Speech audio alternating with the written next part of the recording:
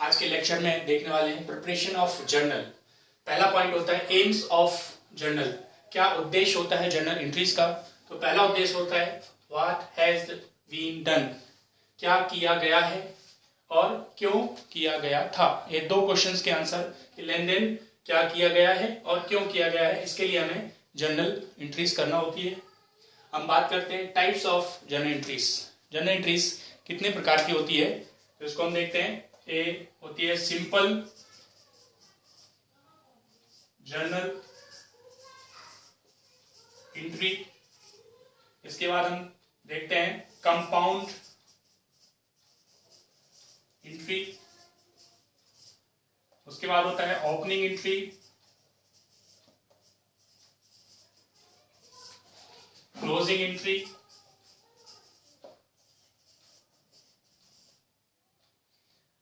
Closing entry. इसके बाद rectification entry या रेक्टिफाइंग एंट्री,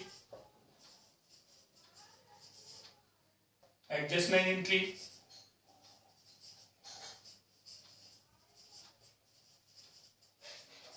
और कॉन्ट्रा एंट्री।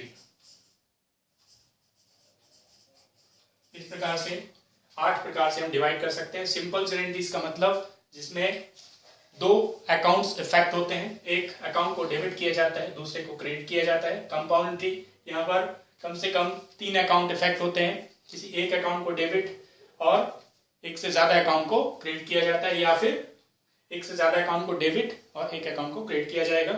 ओपनिंग एंट्रीज जो लास्ट ईयर के बैलेंसेस होते हैं उनको हम अगले वर्ष ट्रांसफर करने के लिए यहाँ पर एंट्रीज की जाती है वर्ष के प्रारंभ में, ओपनिंग एंट्रीज कहलाती है। क्लोजिंग एंट्रीज जो रेवेन्यू अकाउंट्स या हमारे रियल अकाउंट्स हैं उनको क्लोज करने के लिए हम क्लोजिंग एंट्रीज करते हैं, जो ट्रेडिंग अकाउंट और P&L अकाउंट में लिखी जाती है। रेक्टिफिकेशन एंट्रीज जो भी हमारी ओरिजिनल एंट्रीज होती है उनमें अगर कोई गलतियां हैं तो उनको रेक्टिफाई करने के लिए जो एंट्री की जाती है वो रेक्टिफाइंग एंट्री कहलाती है। एडजस्टमेंट एंट्रीज जो रिकॉर्ड नहीं कर पाते हैं उनको एडजस्ट करने के लिए एडजस्टमेंट एंट्री की जाएगी। कॉन्ट्रा एंट्री, कॉन्ट्रा एंट्री करने के लिए आपको बैंक से रिलेटेड ट्रांजेक्शन, बैंक में पैसा विड्रॉ किया है या जमा किया है तो आप कॉन्ट्रा एंट्री कर सकते हैं। Points to remember before journalizing, तो आपको कुछ पॉइंट्स याद रखना है जो जर्नल करते समय आपको याद रखना होते हैं। कुछ पॉइंट 5 जब जर्नल करने के ठीक पहले आपको, जब आप क्वेश्चंस पढ़ें, ट्रांजेक्शंस पढ़ें, तो आपको 5 पॉइंट्स याद रखना है। पहला पॉइंट होता है विच ऑफ द अकाउंट्स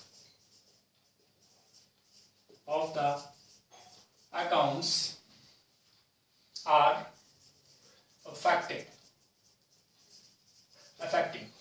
कौन से 2 अकाउंट इफेक्ट हुए हैं? पहला विच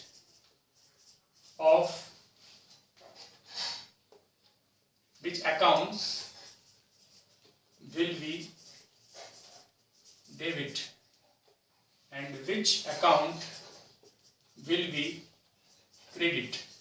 कौन सा अकाउंट डेबिट करना है, कौन सा अकाउंट क्रेडिट करना है। इसके अलावा ये क्यों जरूरी है, why has this been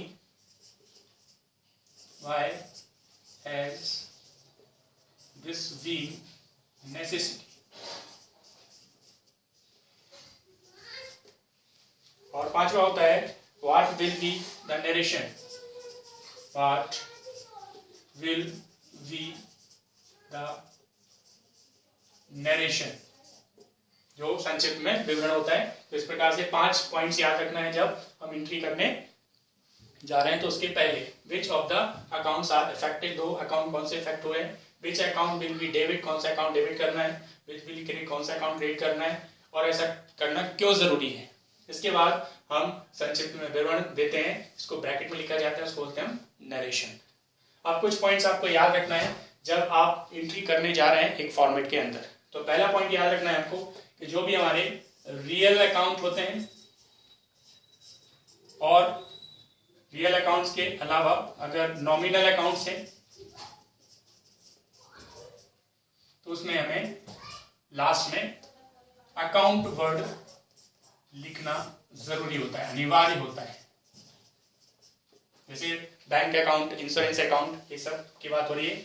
लेकिन अगर हम पर्सनल अकाउंट्स की बात करें इसमें लास्ट में अकाउंट्स लिखना जरूरी नहीं होता है या अकाउंट्स नहीं लिखा जाता है। इसके अलावा जब आप कोई अकाउंट्स लिखने जा रहे हैं, एग्जाम्पल के तौर पर अगर कोई भी आपने लिखा बैंक अकाउंट इंश्योरेंस, तो उसका पहला लेटर कैपिटल लेटर होगा, और जिस अकाउंट को आपने डेबिट किया है उसको शॉर्ट में डीआर लिखते हैं, और जिस अकाउंट को क्रेडिट किया है उसको शॉर्ट में टू लिखते हैं। तो ये पहचान होती है कि अकाउंट डेबिट हुआ है और ये क्रेडिट हुआ है। आपको अगली बात ये भी याद रखना है कि जो अकाउंट डेबिट हुआ है तो ठीक उसके सामने ही आपको अमाउंट भरना है, और क्रेडिट के सामने भी अमाउंट भरना है। इसके अलावा पहला स्टेप डेबिट का, दूसरा क्रेडिट का, और तीसरा आपको नरेशन लिखना होता है, जो ब्रैकेट के अंदर शॉर्ट में आपको बताया जाता है कि एक अकाउंट डेबिट क्यों किया है और दूसरा क्रेडिट क्यों किया है। तो ये सारे रूल्स आपको याद रखना है। तो आगे का वीडियो में लेके आता हूँ, इसके आगे के स्टेप्स, क्या फॉर्मेट होगा, क्या रूल्स होंगे डेबिट और क्रेडिट के, मॉडर्न अप्रोच क्या होता है, ट्रेडिशनल अप्रोच क्या होता है, नेक्स्ट वीडियो में मिलते हैं। नमस्कार, धन्यवाद।